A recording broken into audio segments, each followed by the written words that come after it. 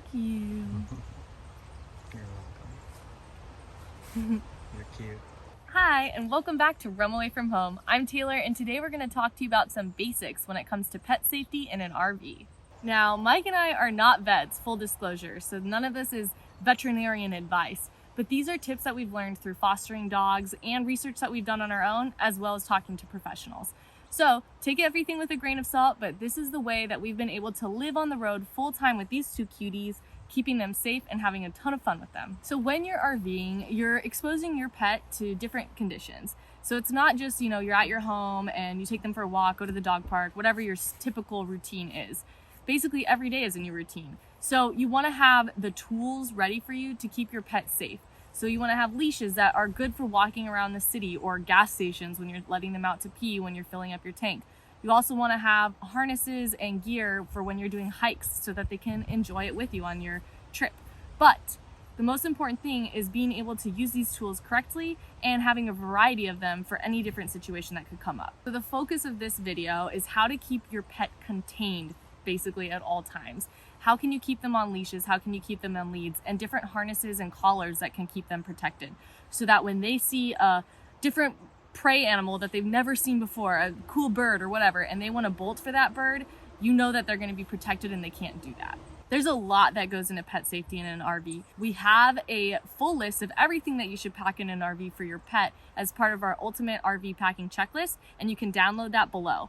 But this video is going to continue on and get focused. So let's show you how we use our different harnesses, slip leashes, leads, stakes, all of that good stuff, and how you can use it too. If you are planning on starting full-time life on the road, then you're going to want to make sure to train your dog or your pet on some of these different scenarios. So as we show you these leashes and harnesses, see if you already have them and see if you could work on training your pet now so that they're comfortable using all of the different tools, including a crate. Let's talk about the first one. Leashes. Now, if you want your pet to be very safe and not be able to run away, we automatically advise against retractable leashes. These just aren't the best option when you're on the road full time if your dog tends to run away from you. Now, I know these are a great option. My dad uses them for all of his dogs, but if you are really focusing on your pet's safety and not getting away, then you want to go away from the retractable leash. If you do use a retractable leash and that works well for you already, you should also have a standard 6-foot leash at your disposal. It is just a safety tool, and we're going to show you the difference between a couple different types of standard 6-foot leashes, a slip leash and a standard leash. Okay, so here's a standard leash. It hooks on to a collar or harness just like any other leash would. It is taut, not bungee. That's really important for security, and that's what we mean by standard 6-foot leash. We also have a little poop bag holder connected, which just hooks onto any leash. You can switch it depending on the leash you use. It's really handy to have. And this leash is really nice because it has a different type of handle. If you have mobility limitations, this could be helpful.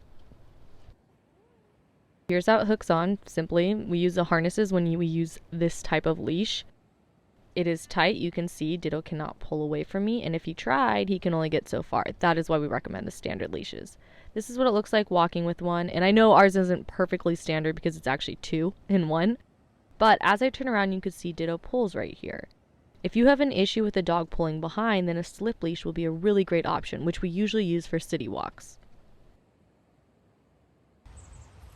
Now, a lot of people use just your pet's collar and attach the leash to it.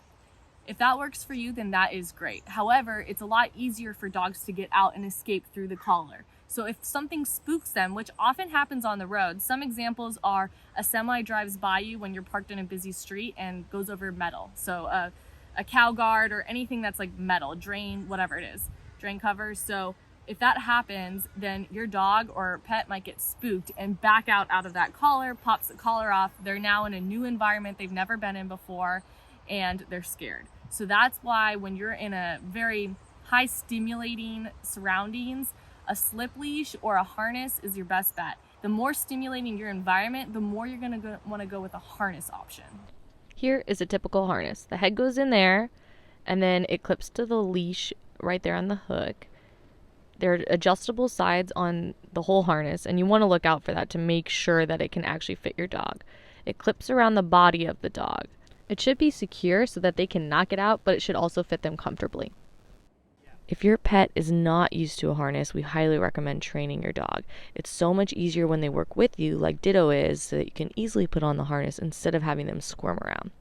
We also really like harnesses for the security. If they were to fall or something like that, we know that they won't choke themselves on their collar and leash. We say all of this for dogs specifically, but they actually also make cat harnesses, and harnesses for your cat on the road is just as important. If you get the ones made for cats, they have a little bit different body shape and style as well as measurements. So it is important to get a cat harness for your cat and a dog harness for your dog. Now this is a slip leash, so you actually do not use a harness. The tension comes from your dog pulling or how tight you hold the leash. You want one with this little guard so that it can't get too big for your dog to slip out. It'll also prevent them from being choked by the leash. So as you see, this leash is taut. Again, standard 6-foot leash, but it's a slip leash this time. Slip leashes are also great because of how easy they are to take on and off your dogs. So let's say I'm walking off leash with Ziggy and someone comes up. I can easily loop it around his neck, and that's all there is to it. I can control his direction very easily because it pulls at the back of his head. So if you need more control of the direction of your dog, this is a great way to do it. We tend to use this type of leash when we're in cities or really congested areas, so we maintain maximum control. Both Ziggy and Ditto had never been on walks before we got them, and so over the last year, they now love them, and these help them from laying down in the road. When we're having a beach day or even at just a campsite, we use a stake and lead, and this is how that looks. This is a standard stake. You can find it at any Walmart. One end is extremely sharp and screws into the ground. You can see there's a little circle there. That's where the leash hooks onto, and it turns around so it doesn't get tangled. You can also put a standard leash on the triangle portion of it. This is a typical lead. It has two ends. It's 25 feet long. You can find it at any Walmart. There are size indicators, so it's based on the weight of your dog. Ours are small, 25-pound max. They're super long, so they give your dog plenty of room to run around, and really strong, made out of metal wire. Here's how you stake it into the ground. You just screw it in. It goes in pretty easily, but it works on soft ground, so sand or soft soil is the best bet. Once you're in there, make sure that you test, make sure it's sturdy so that if your dog pulls, it will not come out. And then you're good to go. Then just connect one end of the lead to the stake and the other to the dog. Here's Ziggy being our model to show how it works. Oh, little break in the filming, but these are truly great options if you want your dog to have running space. Since they're 25 feet, they'll have a whole 50-foot diameter. If you do use these in a campground or RV park, just make sure that the dogs cannot get onto someone else's site. They're awesome for boondocking when you have lots of room, beach days, parks, basically anywhere where you're kind of more secluded. Take a look at this Oregon coast though. Isn't it amazing?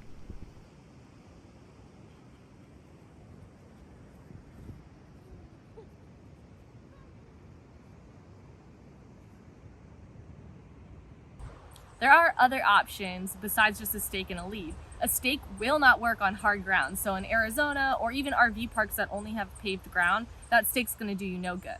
You can attach something to the outside of your RV where you can actually hook your lead to. That's an option. Or what we really like is a little runner, so it attaches from tree to tree or post to post, and then your dog can run back and forth. It also really helps with reducing how often your pet gets tangled. Having your leashes or leads easily accessible is really important to RV life. That's why we have hooks in the back of our RV, so no matter what, anytime we go out a door, a leash is there. We actually keep both types of leashes there, so whatever's easiest if it's a situation where the dogs are trying to escape. But you want to make sure to train your dogs. This isn't always possible, but as much as you can, to wait for you before exiting a door. You can work on that at home if you're not full-time in your RV yet. If you are full-time in your RV, you can work on this daily. Never let them leave until you give them the okay.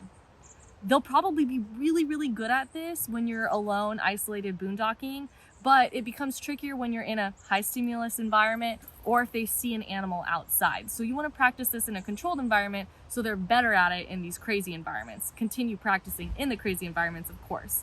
But keep your leashes handy. So wherever your doors open in your RV, you want to make sure you have a leash right there. Mike and I pulled over to film more for the dog video at this cool spot, and then we saw whales. So we're gonna try and get some footage for you guys. Wow.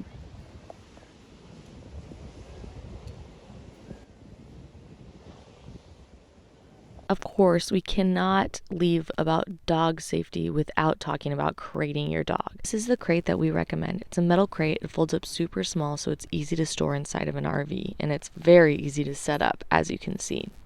Most crates do not come with the pad like ours has. We definitely recommend getting one and keeping it in there so you can just set it up and it's good to go without you moving around any other things. So when we do crate them, we take their harnesses off so that they don't get caught on anything. Here's how it looks when they're inside the crate. We usually give them a treat once they're locked up inside. They're secure and contained, so we know that they're not going to be jumping around the RV, landing on something sharp, something like that. Collapsing the crate is just as easy as putting it together. You just pop down the sides, fold it up, and it's good to go. Because it collapses so easily, it's great to fit behind your chair, underneath the dinette, anywhere there's space. Now, this only covered the basics of pet safety, basically how to keep your pet controlled and in your RV and so that it doesn't sprint. There are so many gadgets, gears, and tech and useful tools in addition to these that help monitor your pet's safety, especially if you have to leave your pet alone in the RV. We go into detail of these in our 8-week RV Jumpstart course, so if you really want to learn about full-time life and everything, I'll put the link below for that course just so you can see what we cover. If you download the Ultimate RV Packing Checklist, we have a lot more pet stuff on there that will help you with your RV life, whether you're a full-timer or you're just doing weekend camping. So go ahead and get that, and we will be covering a lot more on pets in the future. Subscribe for more.